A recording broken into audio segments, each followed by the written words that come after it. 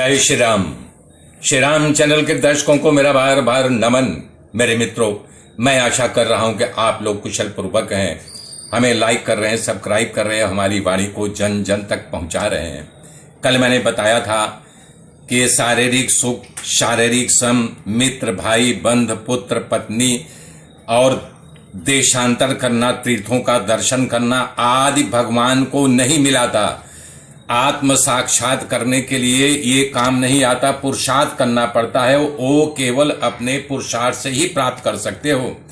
परमात्मा प्राप्ति सिर्फ वासना का क्षय। वासना क्षय मतलब अभी जैसे आप बैठे हो तो हमारे अंदर कल्पना आई कि मैं ये चीज प्राप्त कर लूं, हमारा मकान होना चाहिए, हमारा यार होना चाहिए, हमारा दोस्त होना चाहिए, हमारी पत्नी होनी चाहिए, हमारी लबर लबरी होना चाहिए, गाड़ी बंगला होना चाहिए। ये वासना है। इसका सुखपूर्व सेवन करने से परमात्मा नहीं मिलेंगे। ब्रह्म का चिंतन करने से पुरुषार्थ करना पड़ेगा, तभी तुम्हें परम पद की प्राप्ति होगी। तब जब प्राप्ति हो जाएगा तब तुम्हें शोक करना ही पड़ेगा नहीं, और न तुम्हारा जन्म होगा, न तुम्हें ये दुनिया का संताप तुम्हें संतिप्त कर पाएगा। रोग शोक तो आएंगे लेकिन तुम उससे उद्विग्न नहीं होगे, परेशान नहीं होगे। बता रहे हैं जैसे मृग तृष्णा के जल जो दिखता है, आप लोगों ने भी अनुभव किया होगा। रोड पर चले जाइए, चिलचिलाती धूप रहे, वाइक से प्रैक्टिकल अनुभव कर लेना। थोड़ी दूर पर आपको दिखाई देगा कि हमको पानी आभास हो रहा है, लेकिन वो पानी नहीं होता है। ऐसे जहां मरीचिका है, जहां एक पानी का नामो निशान नहीं, बालू है, तो वहां रण प्रदेश में हिरन देखता है दूर से, वो चम चम चम बालू करता है, पानी के जैसे आभासित होता है। तो बोल रहे हैं ऐसे ये मरीचिका में हम लोग फंसे हुए हैं। इसलिए जो शम संतोष का साधन है उससे मानो जय की प्राप्ति होती है। बता रहे हैं 4 दरवाजे हैं, शम रूपी दरवाजा आगे भी बताऊंगा। सबसे पहले शम में प्रवेश करता है, तब संतोष आएगा, और उसके बाद विचार आएगा, तब साधु संगत आएगा। तो बोल रहे हैं शम में जो आ जाता है उसको तमाम प्रकार की उपलब्धियां अपने आप प्राप्त होने लगती है। अतः देवता, दानव, राक्षस और मनुष्य ये सब के सब जो हैं, उठते बैठते चलते गिरते पड़ते अथवा घूमते, सदा ही मनोजय जनित उस परम सुख को अवश्य प्राप्त करना चाहिए। अब आपको लग रहा होगा कि देवता और दानव, तो मेरे मित्रों हम ही आप देवता के रूप में प्रकट हुए हैं, हम आप नहीं समझ पाते हैं। लेकिन जो जन्माक्षर जानता है, कुंडली जानता है बनाने, तो उसमें देवगण आता है, राक्षस गण आता है, और दानव गण आता है, मनुष्य गण आता है, गौ तमाम प्रकार के होते हैं।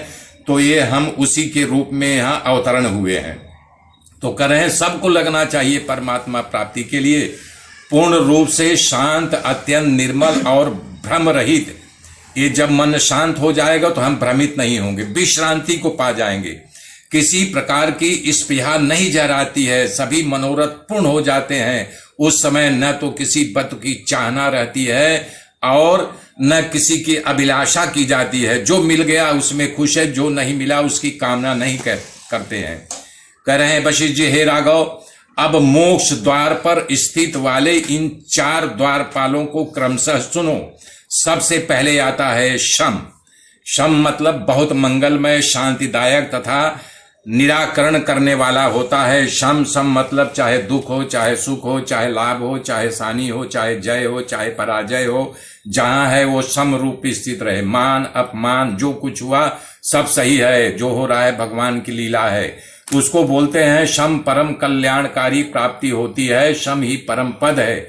सम की प्राप्ति पूर्णतया तृप्त हुए जिस पुरुष का चित्त शांत सम विभूषित होने के कारण बड़ा शीतल शांतिदायक होता है। बता रहे हैं जैसे चंद्रमा के उदय होने पर क्षीर सागर की शोभा अपने आप बढ़ जाती है, उसी प्रकार जिसका चित्त समरूपी चंद्रमा से भली भांति सुशोभित हो गया है वो परम शुद्ध तथा अभिवृद्धि होती है।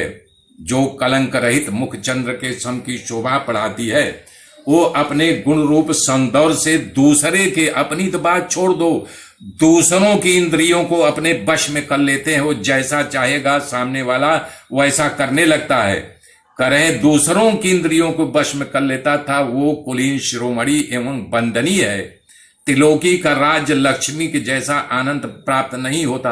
त्रिलोकी का राज्य सम वाले के सामने फेल है। जो सम को प्राप्त कर लिया है, धन वैभव संपदा मान सम्मान उसके लिए मिट्टी के बराबर है। मेरे मित्रों बने रहिए, कल की गाथा कल बताऊंगा। जय श्री राम मेरे मित्रों, जय श्री राम, जय